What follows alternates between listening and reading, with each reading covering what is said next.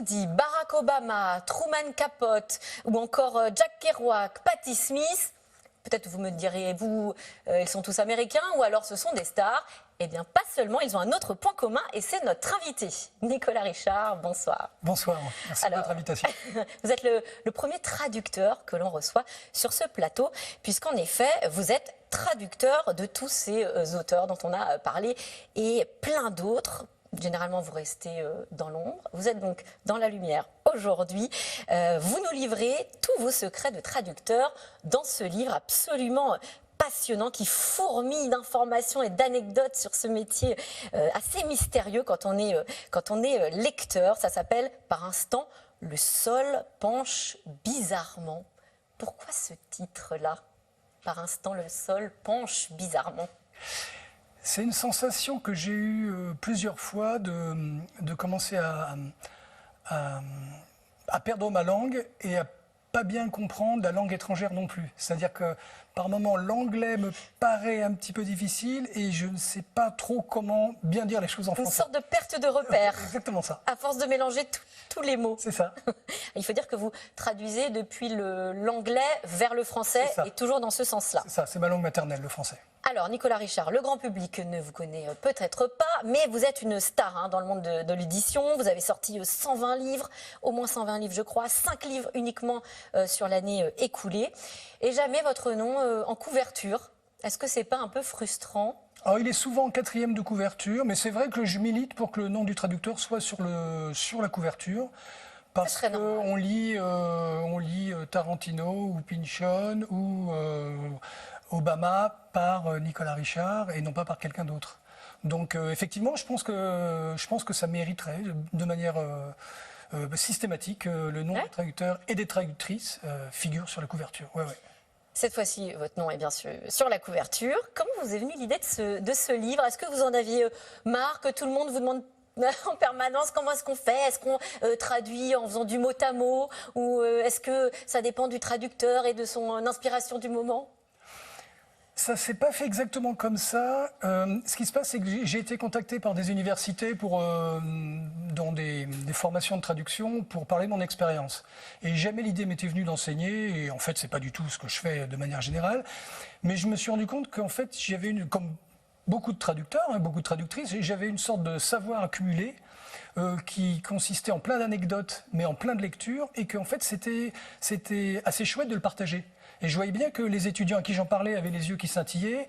Et souvent, c'est des anecdotes assez amusantes. Le contact que je peux avoir avec les autrices ou les auteurs, comment ça se passe avec les éditeurs, à quel point je rame, à quel point parfois je me plante et je suis obligé de reprendre le boulot. Ça arrive, ça, de passer à côté d'un texte et de se dire, en fait, ce que j'ai traduit là, ça ne va pas.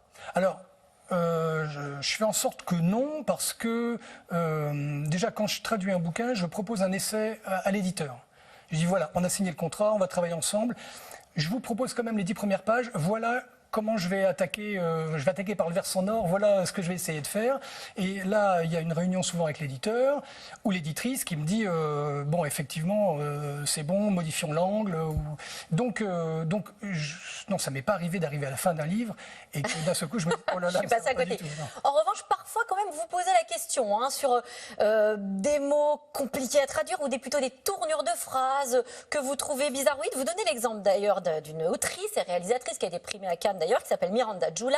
Elle écrit un bouquin qui s'appelle It Chooses You, pardonnez mon accent, It Chooses You, et vous dites dans le bouquin, dans votre livre, finalement je trouve que c'est un peu bizarre, ce titre me heurte, je crois qu'il est mal bâti, donc vous avez un avis sur la rédaction, est-ce qu'il était en effet mal bâti? Alors effectivement, donc It Chooses You, il te choisit, il vous choisit. Je me dis, qu'est-ce que c'est que ce titre? Ça rime pas à grand-chose. Et là, je me mets presque à la place de l'éditeur. Je me dis, mais l'éditeur qui va avoir un livre avec ce titre-là, est-ce qu'il va le vendre? C'est le contraire du livre qui vous attrape par la gorge et qui dit, lis-moi. Et donc, je contacte l'autrice avec qui j'étais en contact. Effectivement, et elle me dit non, mais c'est absolument volontaire. Il faut qu'il y ait ce côté un petit peu tordu, un petit peu déboîté. J'y tiens, et il n'y a rien de spécialement caché. Il n'y a pas une allusion secrète qui aurait expliqué tout ça. Et donc dans ce cas-là, je suis rassuré et on y va. Et évidemment, l'avis et la décision de l'autrice est absolument prime sur tout le reste. Et vous l'avez traduit comment alors? Et il vous choisit. Tout simplement. Il vous choisit, voilà, avec la bénédiction de l'autrice. Alors, il y a quand même des mots qu'on peut penser complètement intraduisibles. Je pense notamment aux onomatopées.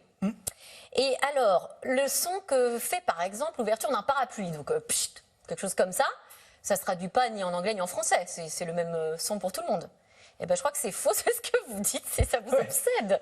Oui, alors là, vous faites allusion à un texte de Tom Wolfe, qui est un auteur américain du nouveau journalisme.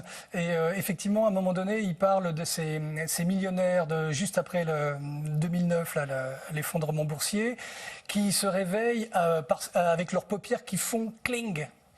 Voilà, c'est ça le bruit. Et alors, décrit. Nos paupières font cling? Alors voilà, je commence à traduire machinalement, je mets nos paupières font cling. Et puis, sauf que l'auteur précise, des paupières qui font cling comme un parapluie qui s'ouvre. C'est là où on voit que la traduction, c'est un jeu de piste et c'est souvent assez amusant. Je me dis, comme un parapluie qui s'ouvre. Donc, a priori, mes paupières, quand elles s'ouvrent, elles ne font pas de bruit. Mais un parapluie qui s'ouvre, est-ce que ça fait un bruit? Donc là, je me suis levé de ma chaise, je suis allé dans l'entrée où sont entreposés les parapluies, et puis j'ai ouvert et fermé pour voir le bruit que ça faisait. Et bref, il y a tout un cheminement où j'ai trouvé que ça faisait, je sais plus ce que ça. Je me suis dit, ça fait un peu floc. Ouais, mais floc, c'est le bruit des gouttes d'eau. Donc en fait, je me suis rendu compte que les onomatopées, en anglais et en français, et c'est vrai pour toutes les autres langues, sont chargées de connotations, et c'est jamais évidemment le bruit réel, c'est toujours une construction mentale.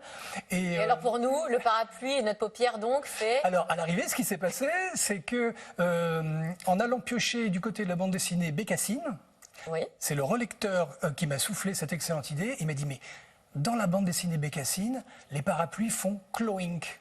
Je me suis dit magnifique. Et donc vous l'avez... Va pour cloink. Cloink, bon ok, je penserai à vous maintenant chaque fois que j'ouvrirai un parapluie que je clignerai de l'œil. Et à Bécassine. Et à Bécassine aussi. Est-ce que vous pouvez nous expliquer un petit peu comment vous travaillez? Parce qu'on imagine la somme de réflexion, de traduction aussi qu'il faut aller faire.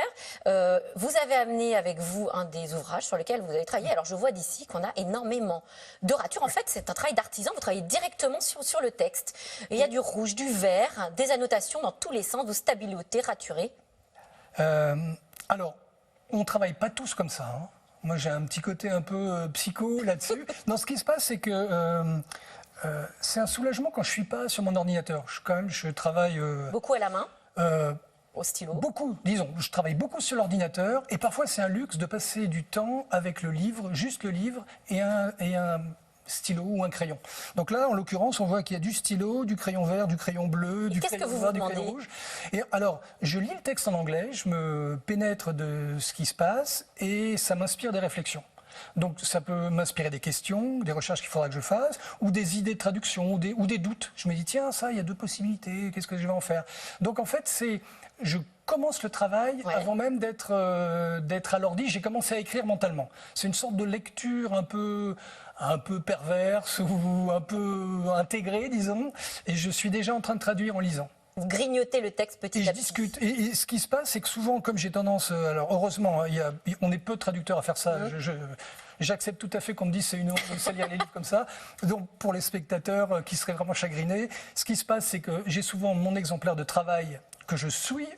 Et ensuite, je me rachète un exemplaire propre que vous laissez qui reste à la consultation et dont la lecture n'est pas gâchée. Vous avez aussi traduit l'autobiographie officielle de Barack Obama. Nous étions trois traducteurs. Il y avait Charles Recourcé et Pierre Demarty, mes deux amis et collègues. Mais aussi des poèmes. Alors les poèmes, on a très peu de temps, mais en 2 mots, comment est-ce qu'on fait pour traduire une rime dans une autre langue? On fait... Alors, je dis pas on, je dis je, parce que je fais comme je peux. Mais par exemple, dans le cas de Richard Brautigan, il se trouve que j'ai traduit ses poèmes 3 fois, en 90, en 97 et en 2016.